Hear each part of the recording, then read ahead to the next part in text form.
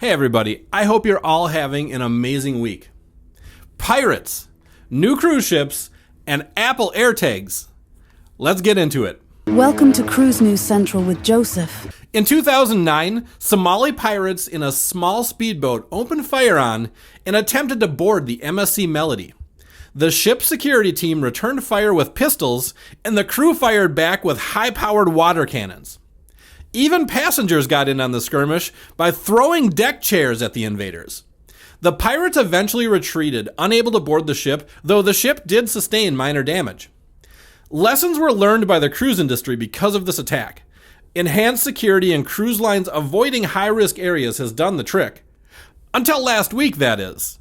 We're going to go to our top reporter for the story, who also happens to be me. A warning about possible pirate activity was announced to passengers aboard the Queen Anne cruise ship. Believe it or not, pirates are still a thing, at least in some parts of the ocean. The passengers aboard the Queen Anne were told to stay indoors during the night as the ship sailed through the Sulu region, waters known for pirate activities. The captain also told guests to turn off balcony lights and to close stateroom curtains as to not bring any unnecessary attention to the ship. It's not unheard of for cruise ships to be attacked by pirates. The Seabourn Spirit in 2005 and the MSC Melody in 2009 both had pirate encounters in modern times. But cruise ships do have some defenses at their disposal if needed. Think high-powered water cannons, a modern evolution of the gunpowder cannonball cannons of old. These cannons can shoot over 1,000 gallons of water per minute and quickly flood a smaller vessel. You're probably wondering why I have an Apple AirTag on my forehead. It's so I remember to remind you all that you should purchase some for your next trip. I was inspired by the story about Jason Merritt, the guy who had his suitcase stolen on the Carnival Magic a couple of months ago. It was an epic tale of a guy who didn't give up and won. I did a video about it and it's worth a watch. I'll leave the link in the description. The biggest lesson learned from the story, though, is that it's a really good idea to have tracking devices in your luggage when traveling.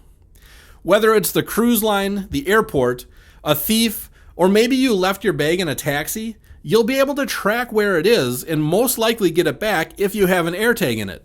I just picked up a 4-pack for my wife and I. I'll leave a link in the description to get them on Amazon. If you purchase them through our link, it really helps the channel. They were on sale when I got them, so hopefully they still are. Don't wait too long. And do remember, you need an Apple device to use the trackers. There is some good news for cruise passengers that use AT&T and Verizon phone carriers. Both companies just announced they'll be offering international day passes for only $12 per day and $6 per day for additional devices. This should cut down on the not-so-uncommon surprise cell phone bills we hear about, like the story we recently covered about the love-struck teenager that could not wait to get home to talk to her boyfriend and ended up with a phone bill in the thousands of dollars. Hey, we still need to talk about some Disney cruise passengers that came back to their stateroom and found a truly disturbing surprise.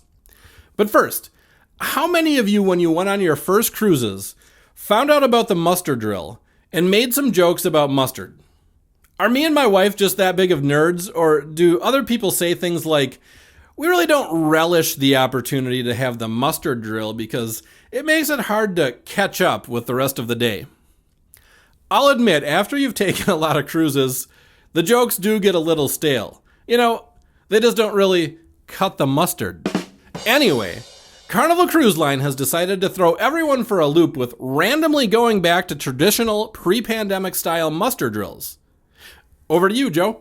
Carnival Cruise Line is having some occasional, in-person, old-school muster drills rather than the new quick and easy e-muster drills. And people are not happy. It seems the last thing people want to do after they get on a cruise ship is to have a short 20 or 30-minute safety talk about what to do if the cruise ship that is sailing in the vast ocean happens to have an emergency. It would seem most folks are just fine glancing at the popular e-muster information and are happy to take their chances that things may not go as planned. I, for one, don't mind the few minutes of extremely valuable information passed on how to stay calm, organized, and safe if a Titanic-like situation were to arise. What do you think? Are muster drills just a waste of time? In just a few days, the first of the new 2025 cruise ships is about to launch with the Norwegian Aqua on March 28th. The MSC World America is coming next on April 12th, and everybody's excited about Royal Caribbean's Star of the Seas to come on August 31st. After that, Princess's Star Princess on October 4th. For the next year, these will be the most cutting-edge and most sought-after cruise experiences out there. Are you going to sail on one of these ships? If you're curious about what it's going to be like to sail on either the Star Princess or the Star of the Seas, we have comprehensive sneak peek videos for these ships. I'll leave links below in the description. Disney Cruise Line also has a new ship coming out this November, the Disney Destiny. Unfortunately for the passengers in our next story, their Destiny was a memorable cruise for all the wrong reasons. It was code brown on the Disney Magic cruise ship as apparent pressure issues caused several rooms to have toilets back up to the point where there was a lot of number 1 and even some number 2 seeping across the carpet in their staterooms. Guests desperate for a room change were out of luck as no alternative accommodations were available. While the crew did reportedly handle the cleanup swiftly, the affected passengers felt a quick 15-minute carpet shampoo didn't quite cut it. One guest remarked that they're still running fans in the hallways 2 days later. No amount of cleaning makes this not gross.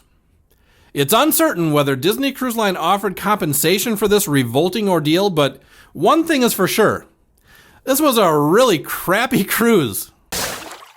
Hey, that's it for Cruise News Central this week. If you liked the video, you're probably going to like one of the other cruise news videos that we have on the screen right now. Go ahead and click on it. Always remember, no matter what destination you choose, no matter what cruise line you choose, adventure awaits.